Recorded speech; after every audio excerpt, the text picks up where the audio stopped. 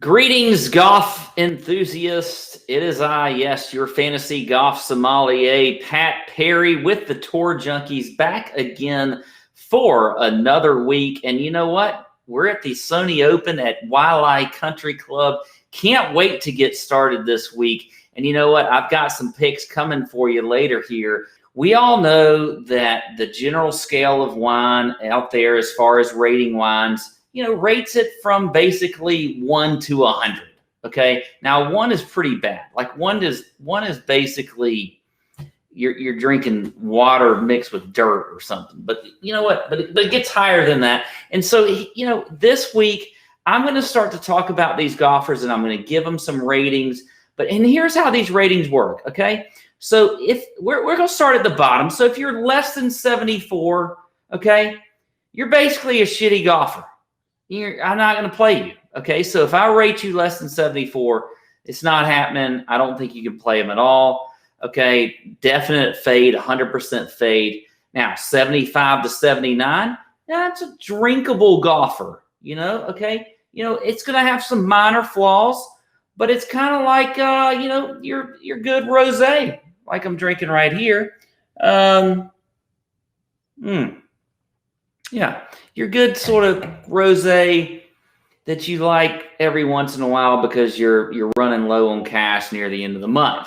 Okay, so that's your mediocre 75 to 79 point golfer. Now your 80 to 84 point golfer, they're good. Okay, they're a solid golfer.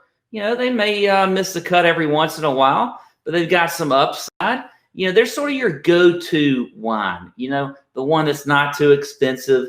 And, you don't have to break the bank to pay for it, to drink this wine. That's your 80 to 84 point. Now we get into the 80. This is your very good wine / golfer. They've got some special qualities. Maybe they're good on approach, better than most of the field. Maybe they're good in putting. Maybe they scramble really good and they're in the top half of the field there. That's what you're looking for in this 85 to 89 range. Well, what about in the 90 to 94 range? Okay, this is a golfer with superior character and style. I like this a lot. Okay, so not only do they have good golfing ability, but they have superior character and style. Not like a Patrick Reed or something like that. No. These guys, they not only are good golfers, but they dress well. They don't yell at old people and dogs.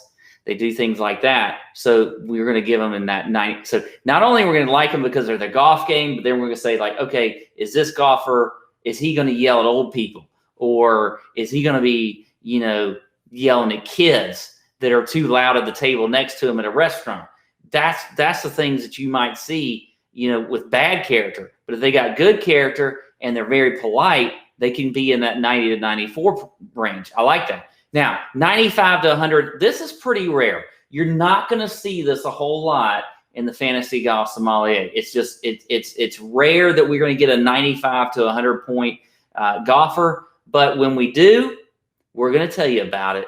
And you know what? That just means they're a great golfer. There's nothing else you can say. It says it right there. They're just a great golfer. It's a Dustin Johnson at the Masters, domination there. It's a Tiger Woods at the U.S. Open at Pebble Beach when he wins by 15 strokes or whatever it is. That is really the standard for a 95 to a 100 golfer when I'm going to give them some points. Now, let's get into some of the plays this week. And we're going to start with the Boone's Farm fade of the week. Boone's Farm, by the way, is just crap wine. I can't even believe they can actually call it wine. And maybe it's not really wine. But anyway, that's what the Boone's Farm is. It's not very good. It's scale, but it maybe is.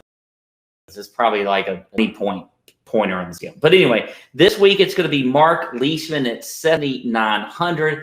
Just not a big fan of Mark Leishman. I don't even understand why I'm seeing 20% ownership on him on most sites as far as projected ownership. Look, I know he's got a great record here, and that's good. That's fine. And he finished in the top 15 at the Masters. That's great.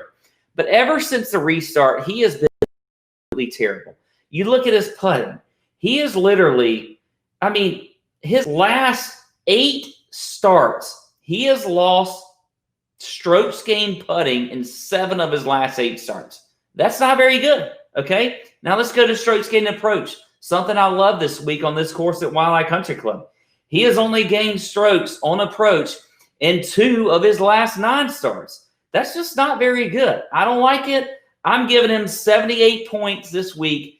Mark Leishman, 78 points. There you go. He is the Boone's Farm fade of the week. Let's move on to my price like a Sutter Home, plays like a Camus, play of the week. That's like the $10 wine special. That's a guy that you can get on the bottom shelf, but he's going to just outperform for you, and he's going to be a fantastic wine. And this guy is Doug Gim at 6,900. I absolutely love him this week. You look at the stats across the board, ball striking, strokes gained approach, everything is in line for Doug Gim to have a great week. You know, he's been in great recent form. I've been pounding the drum for Doug Gim lately in the fall. And you know what? Here's the thing here. I'm actually drinking a little rosé, okay? Everybody likes some rosé all day. And you know what? We got some Boda Box Rosé. Yes, Boda Box Rosé. Now, you may think that it's not rated, but it is rated on the wine rating scale. And you know what? It's rated as an 84, which I love. Okay, 84. Not too bad, okay? You know, that's not terrible. That's what I'm rating Doug Gim this week. He's an 84 on the golf scale. So there you go. Doug Gim at 6,900. Now we need to move on. All right, now let's get into the Pop the Cork play of the week. Now, this is the guy that I like. This is somebody I didn't really look at when I was doing my initial research for the podcast, but he just popped later in the week. And you know what? That means I'm going to throw that cork in that wine glass. I'm going to pop it open. I'm going to let it breathe. I'm going to play this guy, and I'm going to be all over him this week in my DFS lineups. And that, for me, for the Sony Open, is going to be Brian Harman at 7,800. Absolutely love him this week. You look at his course history here. He has been fantastic. It's a perfect course for him. He's not very long off the tee, but he's very strategic. He's great as far as strokes gained approach. He's great as far as ball striking. He's a good putter on Bermuda grass. He checks the box in par 5 scoring. Now, there's only 2 par 5s here on this course at Wildlife, but we've seen over the last few years that the guys that just hammer those par 5s and do well and make birdies on the par 5s, even though it's only 2 of them, they're going to have a very good chance to win this week. So I love that about Brian Harman, and he's been in pretty good recent form as well. So I'm going to rate Brian Harman actually at a 90 on the golfer scale this week and give him that. Yeah, I thought about 88, but I went with 90, and I love that. So there you go. Brian Harman will be the Pop the Cork play of the week. All right, folks, that's it for this week for the Fantasy Golf Sommelier for the Sony Open. I'll see everyone next week. I know you're all looking forward to it. That's all I got.